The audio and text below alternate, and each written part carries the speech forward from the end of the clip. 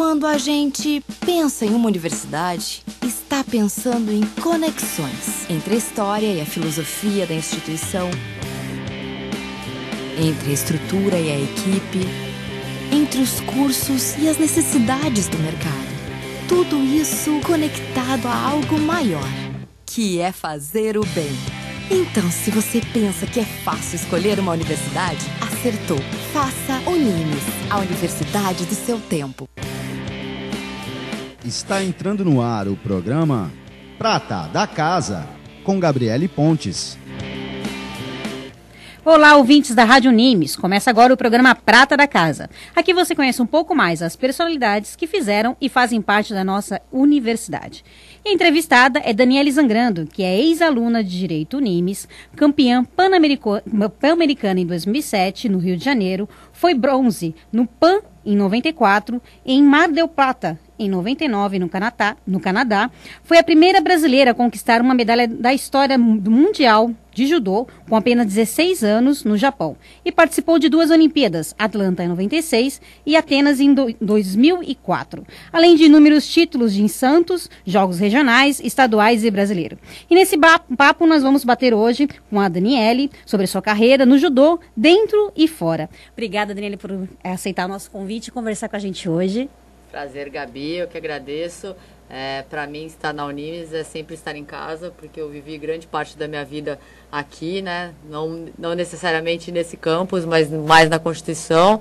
Foi grande parte da minha vida, porque minha mãe teve cantina lá, mais de 10 anos. Eu estudei, fiz Direito na Unimes e tenho muito prazer de estar sempre aqui na casa. A honra é toda nossa. Bom, vamos conhecer um pouquinho você. Como é que foi sua infância? Você é aqui de Santos? Eu sou de Santos, sempre fui daqui, e meu irmão fazia judô. Ele começou com 5, na verdade eu comecei com 5 anos, porque ele fazia no Paulo Duarte, era uma academia que tinha aqui em Santos, e eu ficava de fora, sempre imitando os movimentos, e o judô você sempre faz em dupla, né? E um dia ficou faltando alguém para completar a dupla, e ele falou assim, vem logo você aqui para ver se realmente você sabe fazer, você ficar aí de fora imitando. Aí eu fiz direitinho. Você ficava do lado de fora imitando, sozinha aí no cantinho? Que legal. E aí eu entrei para aula, fiz tudo. Quando acabou a aula, a primeira coisa, eu posso continuar, posso voltar? Ele falou, vou falar com seu pai, se ele deixar, tudo bem. Aí meu pai, porque na época não tinha meninas que faziam judô, era só meninos. E aí meu pai falou, deixa ela aí uma semana que ela vai apanhar bastante e vai desistir. E não foi o que aconteceu. Eu me apaixonei pelo esporte. Eu já praticava esporte na escola também. Eu estudei no Marza e lá eu fazia vôlei, handebol, basquete, atletismo. E o judô foi o que mais me conquistou por também, acho que ser um esporte individual. Tinha muito a ver com a minha personalidade. Eu sou leonina também, não desisto fácil e eu gostava muito, mas a minha infância foi bem barinha moleque também.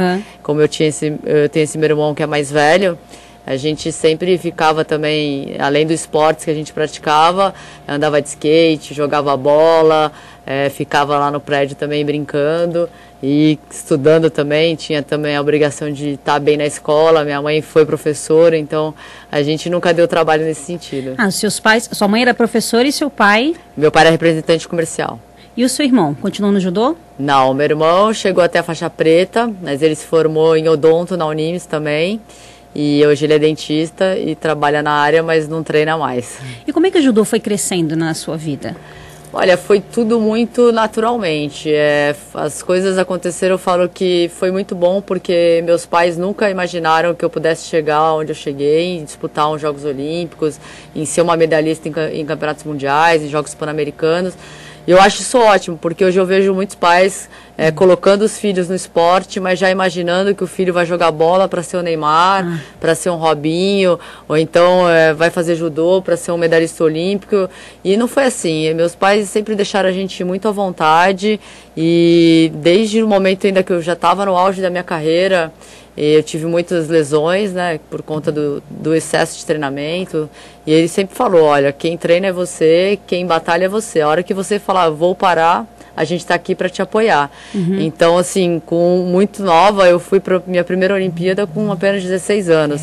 Eu fui a atleta mais jovem de toda a delegação do Brasil. E foi tudo muito, assim, surpreendente, né? No ano anterior eu conquistei uma medalha no Mundial que até então ninguém nunca tinha conquistado. Então a minha carreira de atleta foi muito precoce. Isso não te assustou? Por ser uma menina? 16 anos é uma menina, né? Então, mas como eu sempre fiz o que eu amava, o judô, eu sempre me gostava muito, eu não tinha nem noção. Pra mim era tão natural, porque eu falava assim, poxa, eu treino para aquilo, eu me dedico para aquilo. Então, na hora da competição, era uma coisa muito natural, eu não me cobrava tanto assim. É claro que ao longo dos anos você vai amadurecendo, vai crescendo, vão vindo as responsabilidades, você vai tendo pressão, às vezes, de patrocínio, de coisas extras que acabam te pressionando. É claro que nos Jogos Olímpicos de Atlanta foi bem diferente de Atenas, que eu já era muito mais madura, tinha 24 anos mais ou menos. Em Atlanta eu tinha apenas 16. Eu realmente não estava pronta e preparada para disputar ainda os Jogos Olímpicos e ser cobrada da forma que eu fui. Mas essa geração que é a sua, né, trouxe muitos campeões, né? Como é que foi mais fácil de repente conseguir patrocínio? Foi mais fácil do esporte crescer no país? Ou você acha que não? Não foi nada fácil, foi muito difícil a minha geração. Foi uma geração que estava ainda no início dessa batalha, desse caminho árduo que foi abrir portas, né? Eu fico feliz de ter feito parte dessa história, principalmente do judô feminino, que a minha conquista no Mundial foi uma conquista inédita, escreveu meu nome na história do judô brasileiro e mundial, mas era uma fase muito difícil, era difícil ter patrocínios, a Unimes foi uma das que me apoiaram durante a minha carreira, né? Fiz faculdade aqui com bolsa 100%, que eu acho também isso fundamental para o atleta, porque a gente não pode pensar só no momento da carreira de atleta. Porque a carreira de atleta é curta, né? É curta, você se aposenta muito cedo e realmente é uma dedicação muito intensa para você encerrar uma carreira com 30 anos. E você fala, caramba, você parece que você só sabe fazer aquilo na vida, então você tem que se preparar para uma outra carreira. E paralelamente eu fiz direito, fiz jornalismo também na Unisanta, então você tem que ter essa preocupação. Então, mas a questão de patrocínios não era fácil, era um momento que o Brasil ainda não olhava muito o esporte como é um investimento bacana, tá? Hoje as atletas de judô que fazem parte da seleção brasileira vivem um momento maravilhoso. Graças a Deus, né? Graças a vocês, né? Sem dúvida. A evolução, eu espero que a tendência seja evoluir, mas eu não acredito muito esse pós-Jogos Olímpicos por conta da situação que a gente está vivendo, política, essa crise financeira. Eu acho que isso vai afetar em todos os sentidos, tanto como estrutura, como patrocínios. Eu acho que pós-Jogos Olímpicos, os atletas vão sentir bastante também. E agora esse ano, o que você acha dessas Olimpíadas? Apesar, como você mesmo disse, dessa confusão total que nós infelizmente estamos sofrendo aí no nosso governo, o que você acha? Olha, eu acredito que os Jogos Olímpicos vão acontecer, assim como aconteceu a Copa do Mundo. Vai ser importante para o Brasil, a gente receber atletas do mundo inteiro. Tenho certeza que vai dar tudo certo, como sempre. No final tudo acaba dando certo, mesmo quem não sabe dos bastidores, né? Aquela coisa, quem faz uma festa, quem está nos bastidores sabe do que acontece de errado, mas quem está vendo de fora não sabe dos problemas. Então, eu não tenho dúvida que vai ser um sucesso, mas eu também acredito... Eu acredito que, assim, atingir a meta que o Comitê Olímpico coloca de estar entre os 10 países como potência dos Jogos Olímpicos, eu acho muito difícil. Conquistar 27 medalhas, dar um salto tão grande de 2012 para 2016, que acho que, se eu não me engano, 2012 foram 15 ou 17 medalhas, é bastante coisa. Mas eu, por outro lado, eu acredito muito que vai ser um Jogos Olímpicos das mulheres. Não sei porquê, mas essa evolução das mulheres vem acontecendo a cada ciclo olímpico e nesse especialmente eu acredito muito nessa potência das mulheres. A gente vê na maratona aquática, na Marcela Poliana, no judô, nós temos aqui uma atleta da casa que é a Suelen Altman, Mayra Aguiar, Érica Miranda, Sara Menezes. No judô, pelo menos 5 medalhas, nós temos chances reais. Aí tem Fabiana Múria no atletismo, vôlei de quadra, vôlei de praia, Martina Grael na vela, futebol feminino, handebol feminino com chance também. Então, assim, eu tô com essa expectativa. Não que é uma competição entre homens e mulheres. Todos estão contribuindo pelo Brasil, disputando, né, para que o Brasil tenha uma boa colocação.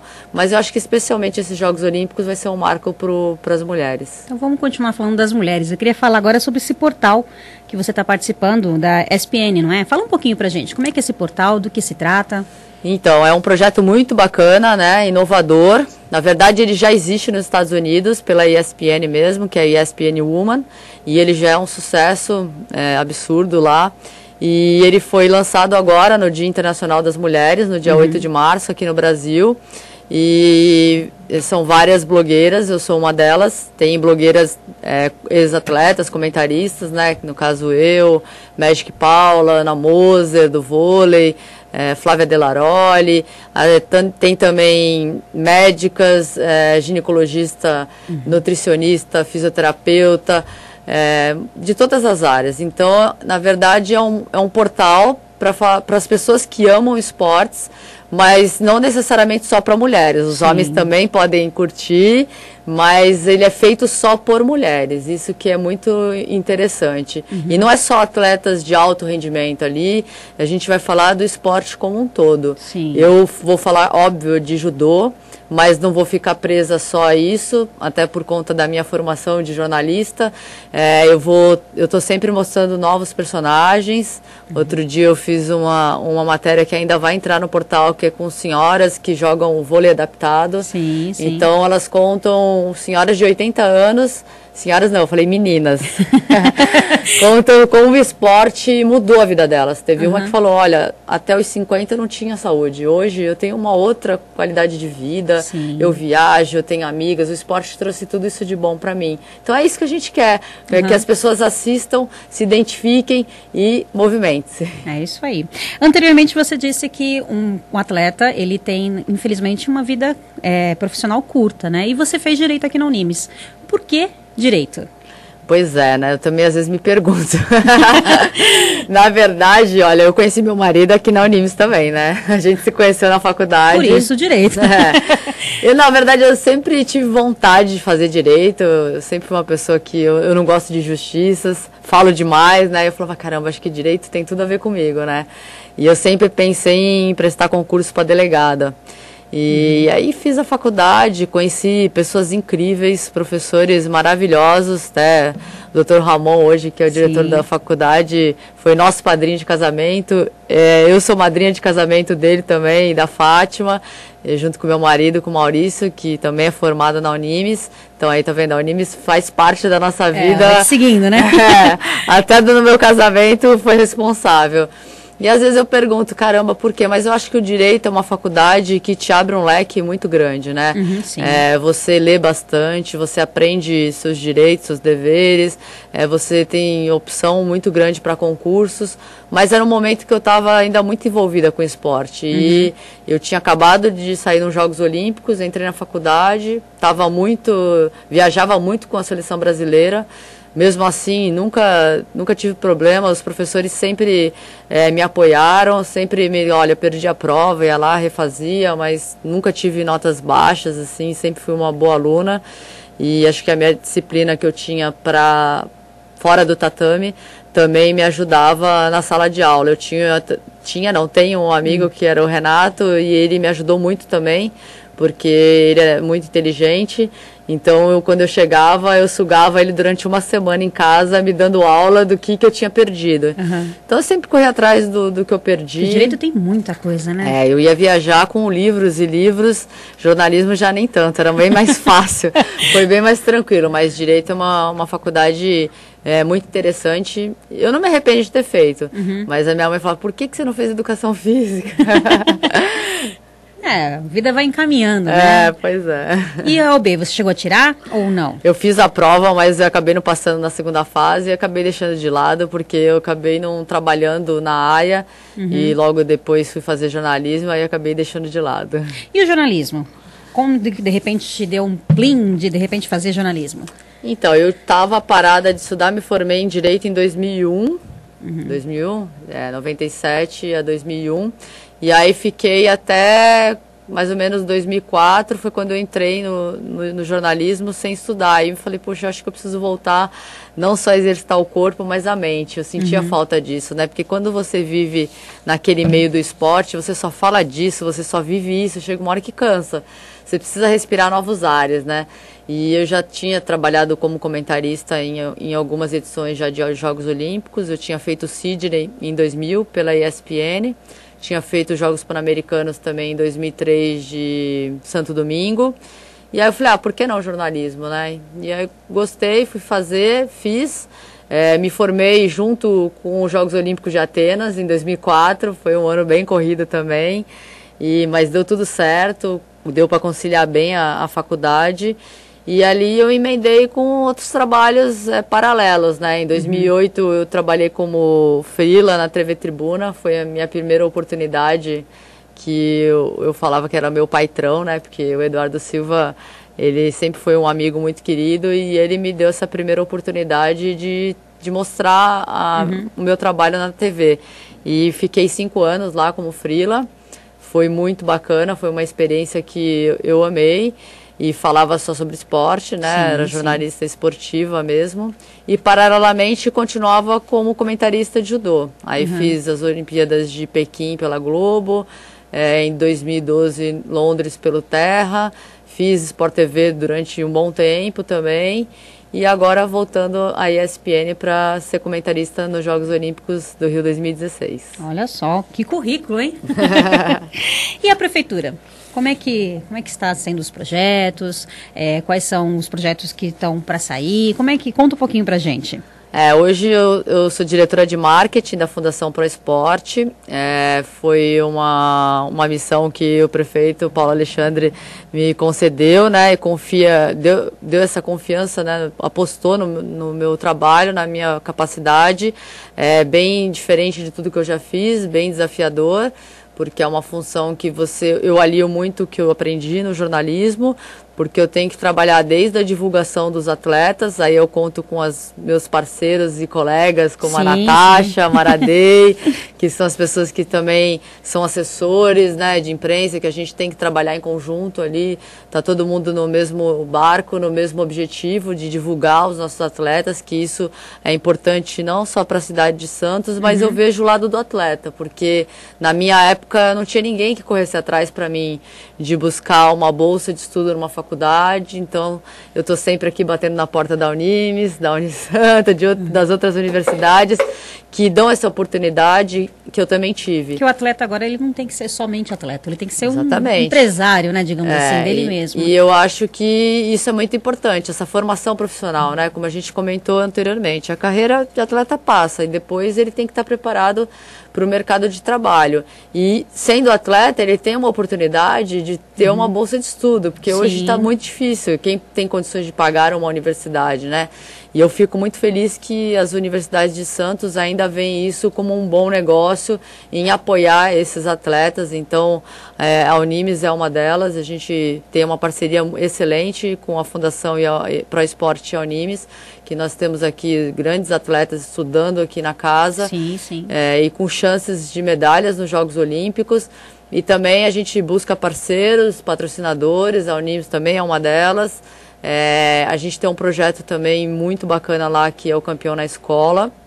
E o Campeão na Escola é um projeto que eu levo esses atletas nas escolas municipais, eles contam um pouco da sua carreira e eles depois têm a oportunidade de fazer na prática aquele esporte, aquela modalidade naquele dia. Então você vai levando para várias escolas, várias modalidades durante todo o ano e tentando fazer com que, olha, isso é um exemplo. Sim. Vocês podem seguir esse exemplo. Então, tanto na música ou no esporte, isso vai dar uma oportunidade, de repente, de vocês terem um futuro melhor. Olha o que aconteceu na vida desse atleta. Pode acontecer na sua também. E como é que as crianças recepcionam isso? É uma delícia, é maravilhoso. Então, todos os lugares que nós vamos, eles sempre esperam ansiosamente a parte que a gente falam, eles não prestam muita atenção, mas na hora da prática todos ficam querendo fazer, nossa, eu quero agora jogar basquete, ou então eu quero fazer judô, e isso é muito bacana, é você dar uma oportunidade. É que o esporte dá oportunidade para as pessoas, né, conhecerem até em outras cidades, né, outras... Sim. Às vezes é aquela coisa, né? O talento tá ali escondido.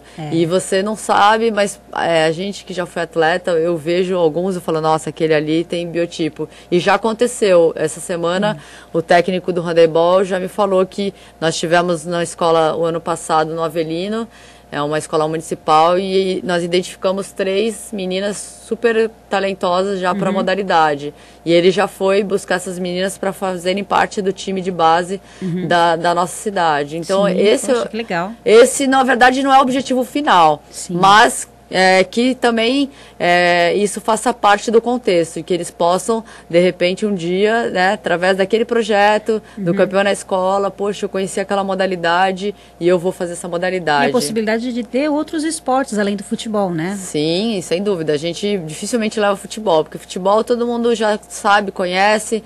Normalmente a preocupação é uma parceria com a SEDUC também e a SEMES. Eles indicam para nós, porque eu não gosto de levar uma modalidade que não tenha por perto ou na escola já um trabalho sendo feito, porque aí é uma utopia muito grande. Poxa, tá bom, você trouxe aqui tênis de mesa, mas aonde eu vou fazer isso?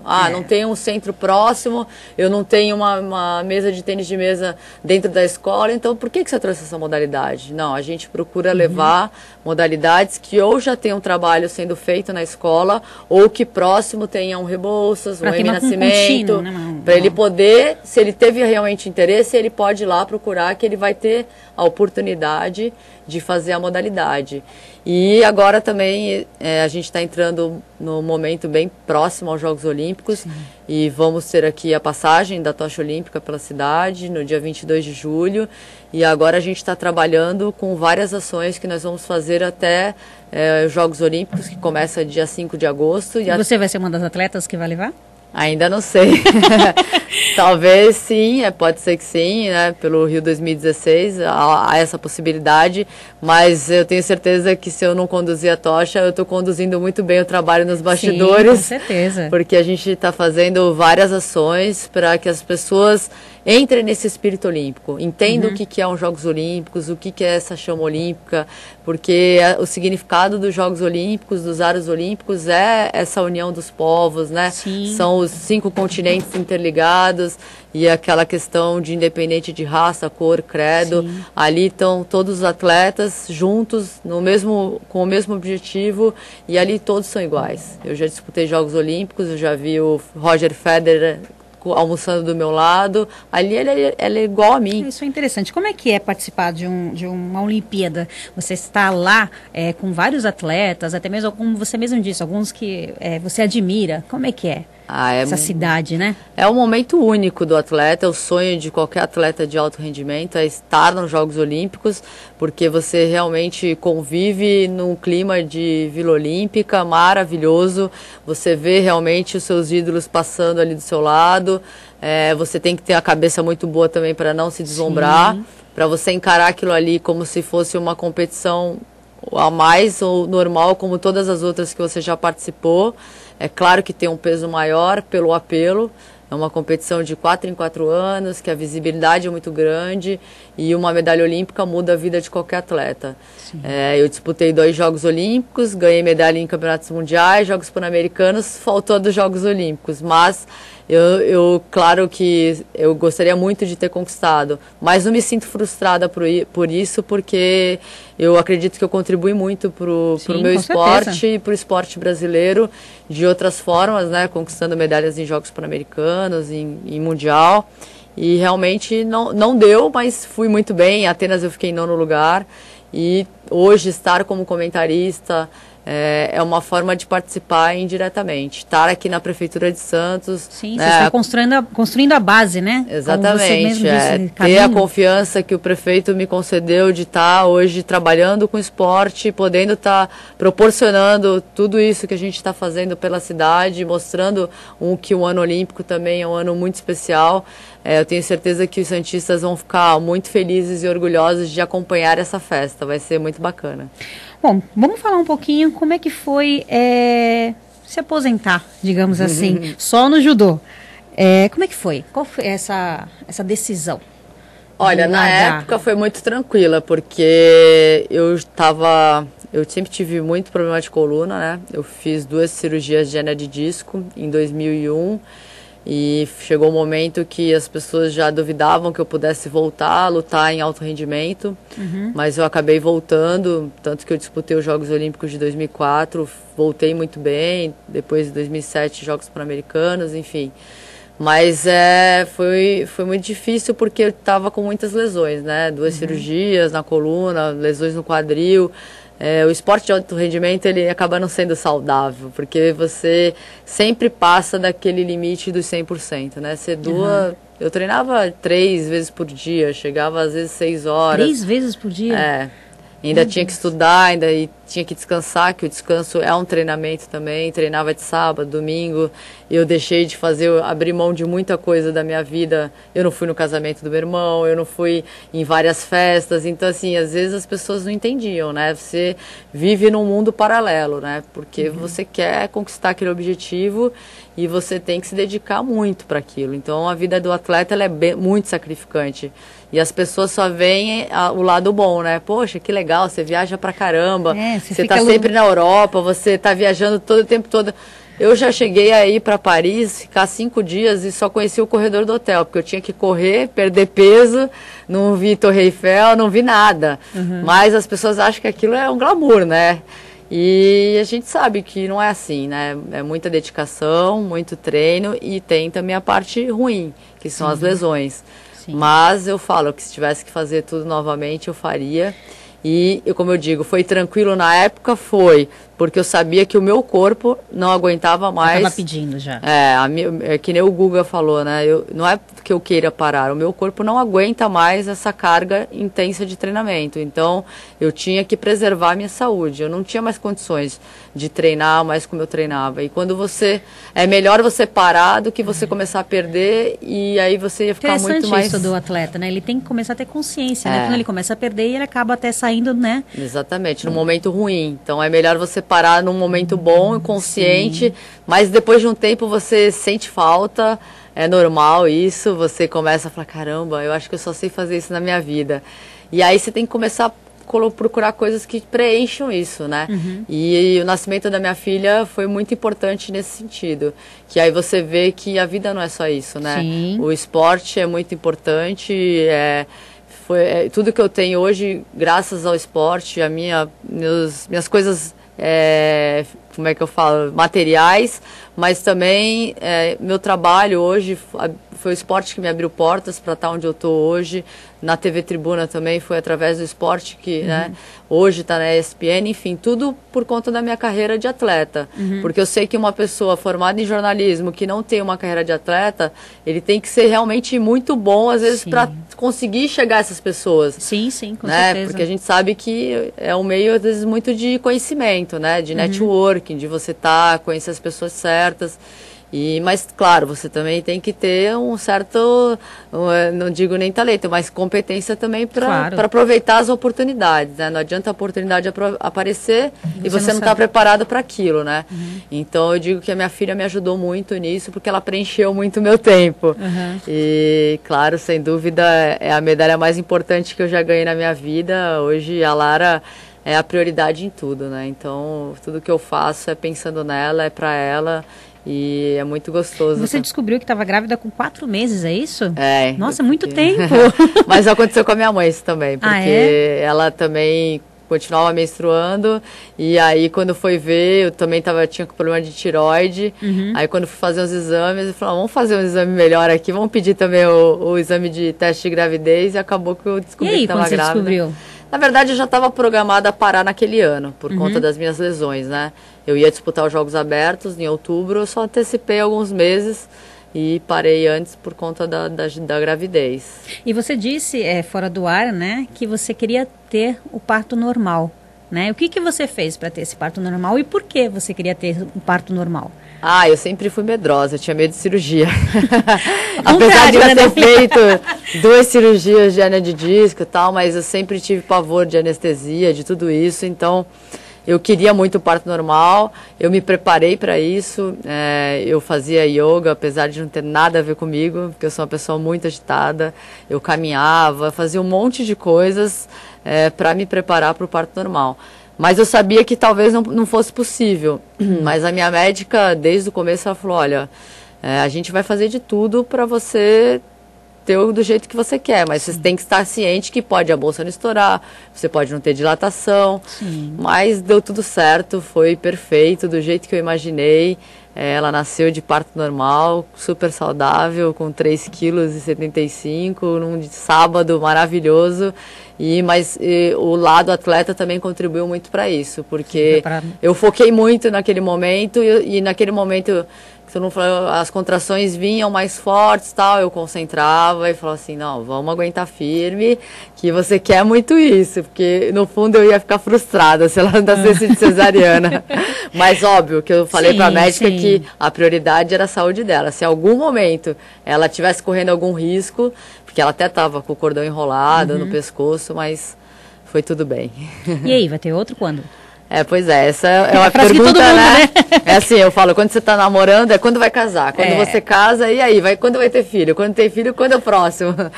Então, assim, a Lara, ela mudou muito a minha vida, né? Pra melhor, óbvio. Sim. Mas mudou meu ritmo também, né? Porque eu sempre fui uma pessoa muito agitada. Eu viajava muito com o judô. Até o ano passado também eu estava como auxiliar técnica da seleção brasileira. E acabou que eu comecei a ver que não dá, você não é mais dono da sua vida quando você tem um filho, né? Você tem que ter outras prioridades. E ela, como eu falei, é a minha prioridade. Ela é uma criança super feliz, mas ela ainda tem 5 anos. E eu sinto que ela precisa muito da minha presença ao lado dela. E cresce tão rápido, né? É verdade. Graças a Deus eu acompanhei tudo. Ela engatinhar, ela falar...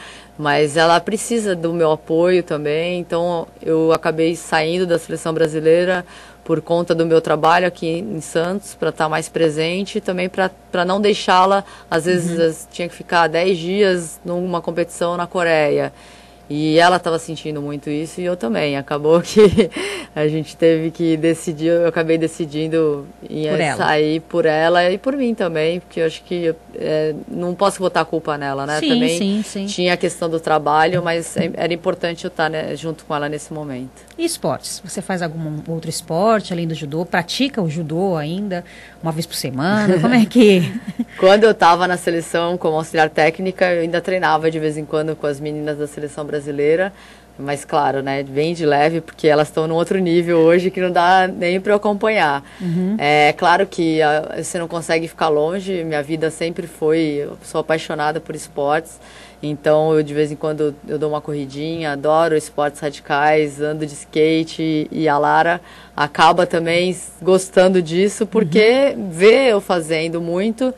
E ela também se apaixona por esportes. A gente joga futebol, natação, surf. E o tênis, na verdade, foi o esporte que eu me apaixonei depois do judô.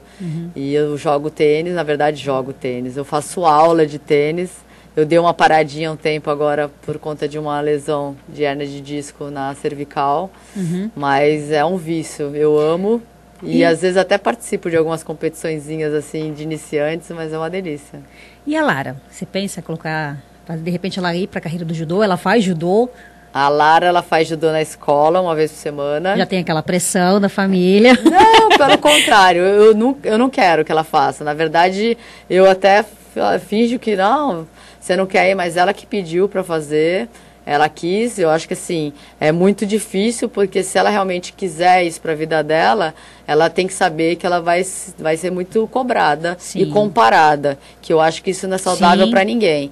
Nós temos vários exemplos aí no futebol que não vingaram por conta, né? Você vê o filho do Pelé, né? Vários craques, o filho do Romário, porque sempre fica o filho do Zico, daquela expectativa de ser igual ao pai ou ser igual à mãe. E eu não quero isso para ela, que ela sinta essa pressão. E talvez eu não quero nem que ela seja uma atleta né? de alto rendimento, porque eu sei o quanto é difícil, eu sei o quanto ela vai ter ter que se dedicar, abrir mão. Eu falo assim, eu gosto que ela faça esportes, para ela ter uma vida saudável, estar num ambiente saudável. Então ela faz judô na escola, joga tênis também, faz aula de tênis 2 vezes por semana, faz natação. E se ela quiser ser atleta, vai ser uma escolha dela. Eu vou estar aqui só de fora apoiando. E vai ser difícil, né? Porque a gente fica com o coração na mão, né? É muito mais fácil estar lá dentro. Porque quando eu estava de técnica, eu sentia muito isso, né? Às vezes dava vontade de entrar lá dentro e tentar resolver. Porque ficar de fora é muito mais difícil. O treino, né, de um atleta, ele tem não só o treino, mas ele tem alimentação, ele tem a fisioterapia. Na sua época tinha também bastante disso. Hoje em dia tem até estudos, né? Estuda o atleta que você vai lutar, para depois você lutar. Existia isso ou isso ainda é muito novo? Como é que é? Na minha época a gente tinha que correr atrás, cada um por si, né, sozinho. Então eu tinha um nutrólogo que fazia a minha alimentação, mas eu tinha que correr, eu pagar do meu bolso, tinha que ter um fisioterapeuta, tinha a ajuda de muitos amigos que às vezes nem cobravam, porque sabia que você também não tinha tanta condição financeira para bancar isso tudo. Enfim, a alimentação, que era muito importante, a fisioterapia.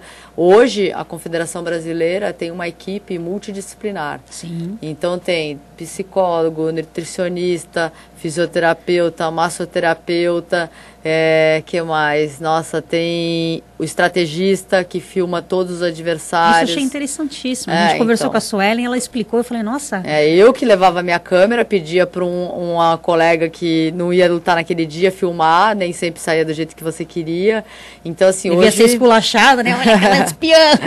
Hoje é uma coisa muito profissional. Então, assim, o atleta hoje não tem nem direito de reclamar de nada. A gente fala desse tempo que eu convivi ali como técnica, a gente até brinca, né, que eles são mimados, são tratados assim até como às vezes criança, porque até a mamadeira que a gente chama lá do suplementos, tal, a nutricionista que vai lá, faz, deixa bonitinho, se deixar dá na boca.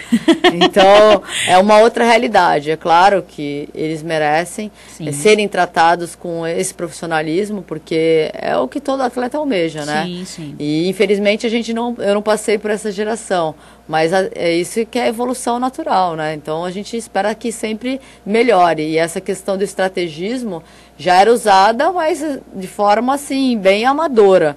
Hoje não. Com o outro, vendo um atleta comentando. Hoje eles têm um convênio entre os países, por exemplo, o Brasil não pôde ir numa competição no Japão, mas eles têm uma parceria entre Japão, Cuba, França, e eles trocam esses vídeos naturalmente, uma forma que já é um acordo firmado entre eles, e cada um se vira para estudar o seu adversário e fazer da melhor forma na hora de lutar. Mas aí fica mais difícil, né? O adversário já sabe todas as suas fraquezas, né? E aí você fica, caramba!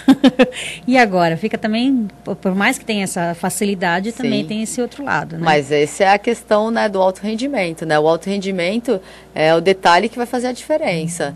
Quem tiver... Um jogo de xadrez, né? Exatamente, porque você tem que estar bem fisicamente, tecnicamente, psicologicamente e taticamente.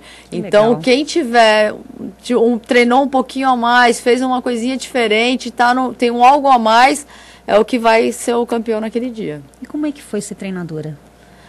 Foi uma experiência diferente, bem interessante. Em alguns momentos, né, você quer realmente estar ali dentro, mas foi muito legal você passar uma experiência que você já viveu como atleta e mostrar para essas atletas mais jovens. Algumas não, porque já eram... Hoje a seleção brasileira é a principal, é a geração mais vitoriosa que o judô feminino já teve. Então ali só tem medalhista olímpica, medalhista em campeonatos mundiais. É muito fácil, né? Porque na verdade ela já sabe o que tem que fazer. Sim. Mas quem vê de fora sempre vê melhor.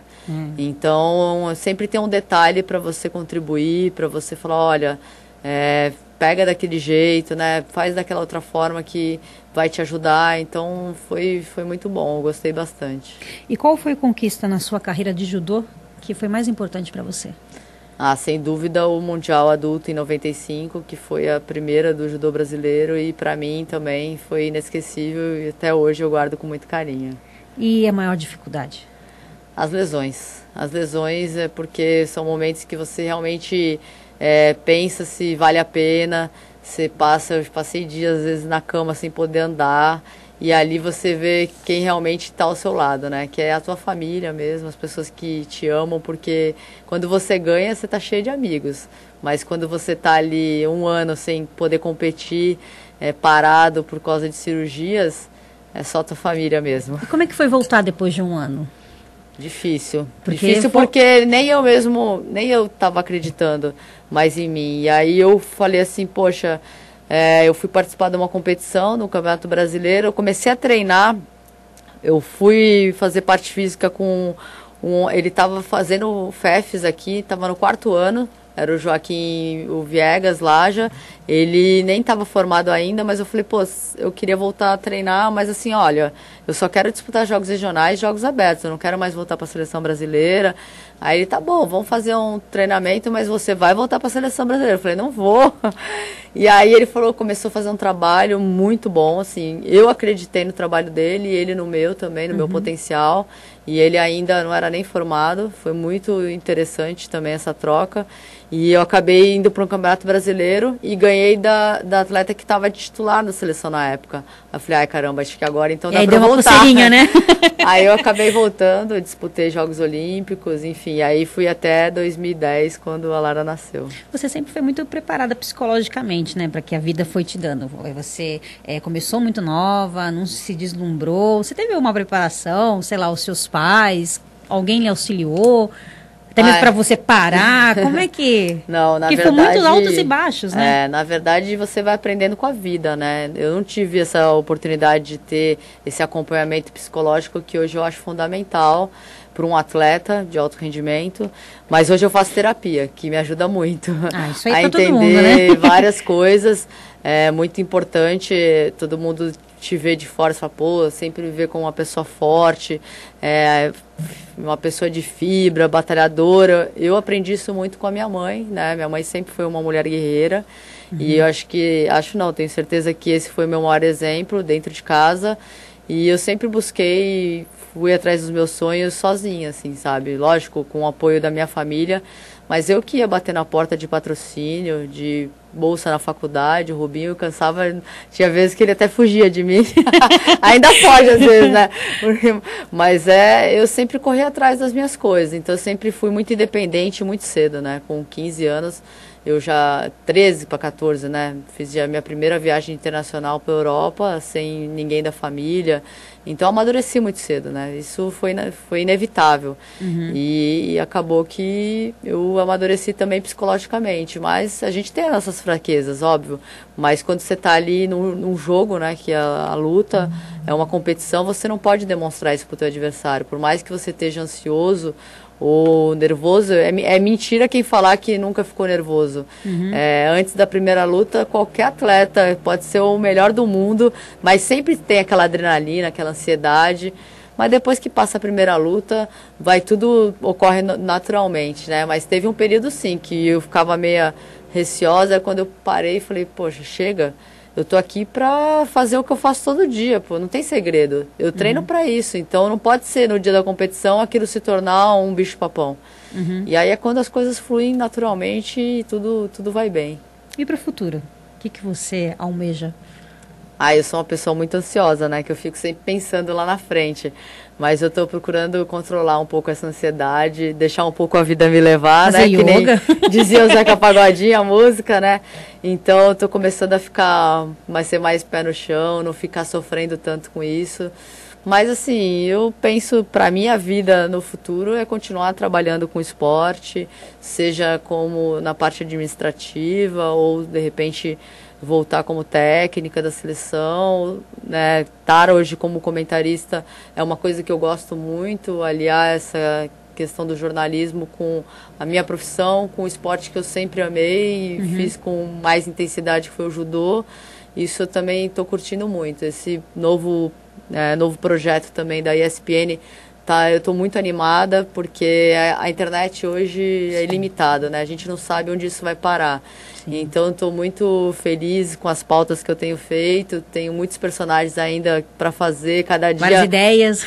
Cada dia aparece uma nova e eu fico louca para poder fazer, entregar o material pronto e ver o resultado. Então, isso está me motivando bastante. Estou muito feliz. E a última pergunta, a pessoa que quer ser um atleta de judô ou qualquer outra modalidade, qual o conselho que você dá? Olha, conselho a gente fala que é difícil, né? Mas assim, o que eu diria é que você tem que primeiro amar muito o que você faz, né? Como qualquer profissão. Você tem que saber que nada cai do céu, nada é fácil, você tem que treinar muito, não basta você ser talentoso, mas você tem que abrir mão de muita coisa da sua vida para se dedicar mais que 100%, que 100% não é o suficiente.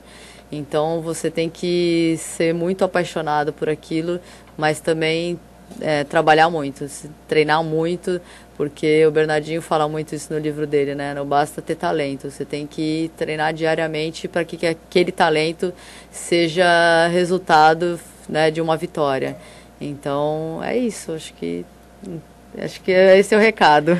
Olha, obrigada, viu? Obrigada por você vir aqui e mostrar esse lado que eu praticamente desconhecia e estou assim, boba. Imagina, obrigada, Gabi, eu que agradeço o convite, né, da Natasha também, que é uma pessoa que está sempre parceira, né, Maradei, e toda a família Unimes, que, né, eu conheço a família toda desde pequena, eles acompanharam o meu crescimento, não só como pessoa, mas como atleta, e hoje a gente tem uma relação também profissional, e muito disso acho que é por eles me conhecerem, a minha história com a minha família, né, dessa credibilidade. Então eu tenho certeza que aqui na Unimes eu tenho sempre minhas portas abertas. Com certeza. Bom, pessoal, o programa de hoje vai ficando por aqui. Lembre-se, acessem e curtam a nossa página no Facebook. Prata da Casa tem direção de Stênio Lozada e apresentado por Gabriele Pontes. Um abraço a todos e até mais. A gente pensa em uma universidade, está pensando em conexões entre a história e a filosofia da instituição, entre a estrutura e a equipe, entre os cursos e as necessidades do mercado. Tudo isso conectado a algo maior, que é fazer o bem. Então, se você pensa que é fácil escolher uma universidade, acertou. Faça Unimes, a universidade do seu